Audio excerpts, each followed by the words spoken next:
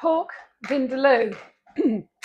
I have looked up lots of vindaloo versions on the internet, and I think that this version that I'm doing is very different. All of the vindaloo recipes are the sort of meat that is a long slow cook and basically very fatty. So pork that's got fat, beef that's got lots of fat, so that once it's had its long slow cook, there's lots of fat in the sauce. I wanted a low fat version, and I also wanted to show you how to make a proper vindaloo. It isn't just about the heat. Um, it shouldn't be unbearably hot or a challenge to eat. It's more about the most important ingredient in this, which is coconut vinegar. I actually brought some back from India in my suitcase, but there is a version that you can get here. It's made by Coconut Merchant. Some supermarkets sell it. You can definitely buy it online, and I would urge you to get coconut vinegar. If you can't, apple cider vinegar will do the job, but if you're going to be authentic, be authentic. So the thing that makes this super spicy is the amount of chilies. I've got 125 ml of the coconut vinegar, and I've got 6 dried red chilies, seeds and all, that I've snipped up, and I've left those soaking in here for about 20 minutes. I've got 2 teaspoons of cumin, 2 teaspoons of coriander, half a teaspoon of cinnamon. I've got about this much ginger, probably about 4 centimetre chunk of ginger. 4, help me out here, garlics. I'm adding, this is optional, I'm going to add, it's about 4 branches of curry leaves. I've removed the leaves from the branches. The reason I'm using those is because I saw it in the supermarket and I love the flavour. So I'm adding that in. Everything will go into a mini chopper and we will blend it to a paste.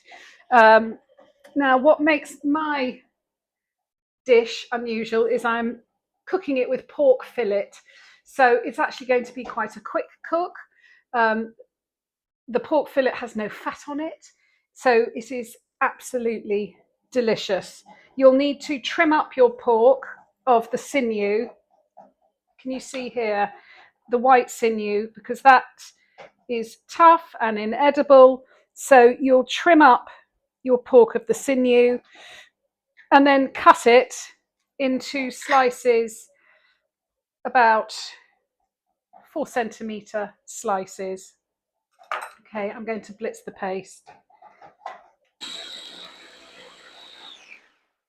Blitzed up, if you haven't got a mini chopper, you could blitz it up in a NutriBullet or, one of those little mini blenders.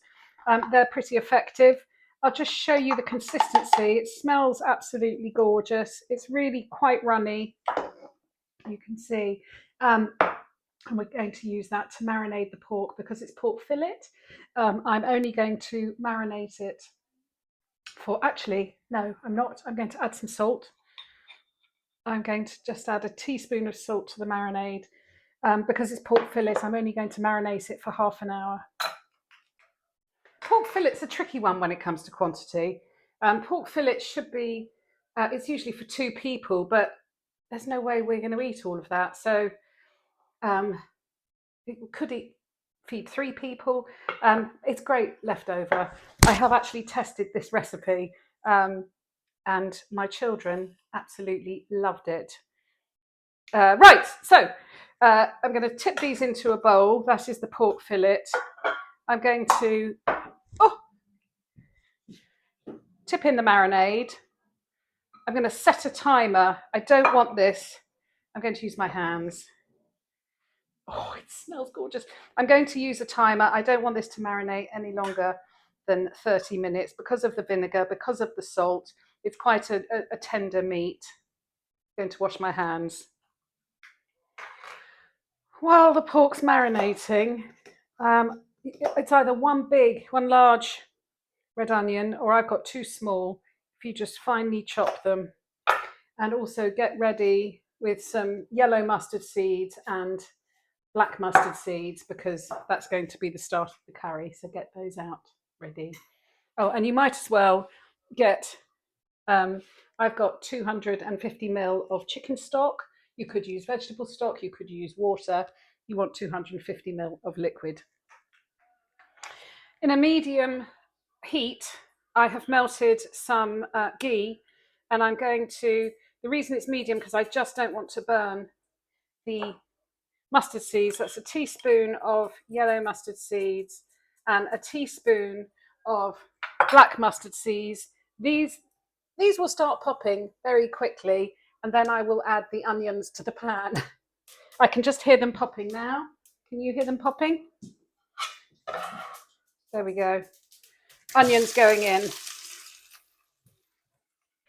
Onions are in. I've moved it to an even lower light, a smaller light on the lowest setting, and I'm going to cook the onions until they're nice and soft, which will take 7 to 10 minutes. Move the onions to the edge of the pan, put a little bit more ghee in. I've moved it to, it'll help if I turn it on. I've moved it to a bigger ring on a higher heat. Move the onions right to the edge. I have taken the pork out of the marinade, and I am going to cook it for about 3 or 4 minutes on each side. So these will go in. I'll set a timer for myself. After 4 minutes, I will turn them over. There we go. I've also got some water on, you can't see, but I've got some water on because I'm just going to serve this with rice. Oh, don't waste the juices. That's going to go in there. And quickly rinse this, because you shouldn't put cooked meat back on something that's had raw meat on. It's important I share everything with you. I think I had the light too high and my onions started to burn, but I was standing here watching it, so I actually took the onions out of the pan and put them in a separate bowl, and I finished cooking the pork. Now in goes all of the vindaloo marinade, everything that makes it a vindaloo. Give it a good stir. Chicken stock. I am going to move this to a lower light. I forget how fierce my middle light is. I'm going to put in a couple of teaspoons of sugar, which is really important to have with the vinegar, so that you've got the sweetness, the sour, the umami. Give it a stir, and I'm just going to let this bubble away. I'll come back to in 10 minutes. I'm going to move it to a lower light. I'll bring it to a simmer, lower light, and I'll see how it is after 10 minutes. The sauce has cooked for 10 to 15 minutes. It's gone a lovely dark colour. I'm going to pop the pork back in for a couple of minutes just to heat through. And any leftover cooking juices, for God's sake, put it in the pan. Don't waste a thing. I'll just cook that for a couple of minutes. I'm also going to add some chopped, it's about 2 tablespoons of finely chopped coriander. Just mix that through. When you taste the sauce,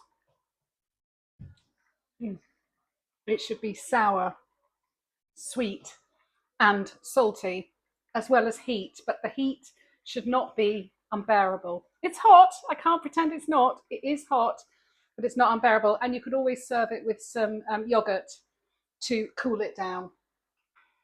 So I think to serve it, it's quite nice to serve it sliced rather than big pieces. And in fact, when I sliced it, it was still a little bit pink. So I've put the slices back in the tin, in the pan. I'm going to leave the lid on, and it will be just fine while I cook the rice, and it will be cooked perfectly. What you don't want to do with pork fillet is overcook it. It gets tough and horrible. And a little bit pink is absolutely fine. I'm serving. I just hope this is the second time I've made this film. The first time I had no sound on. So I hope this has worked. I've made some just some plain boiled rice. I'm taking the lid off.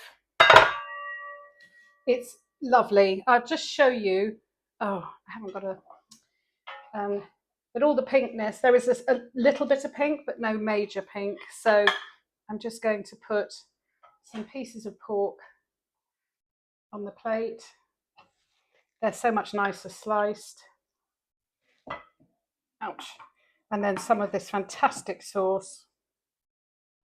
And slop it all over the edge because that's really classy. Oh, I can't stand that mess. And here we have my pork fillet vindaloo. I don't usually end my videos like this, but I am eating, this vindaloo. And it is so good. You have to cook it.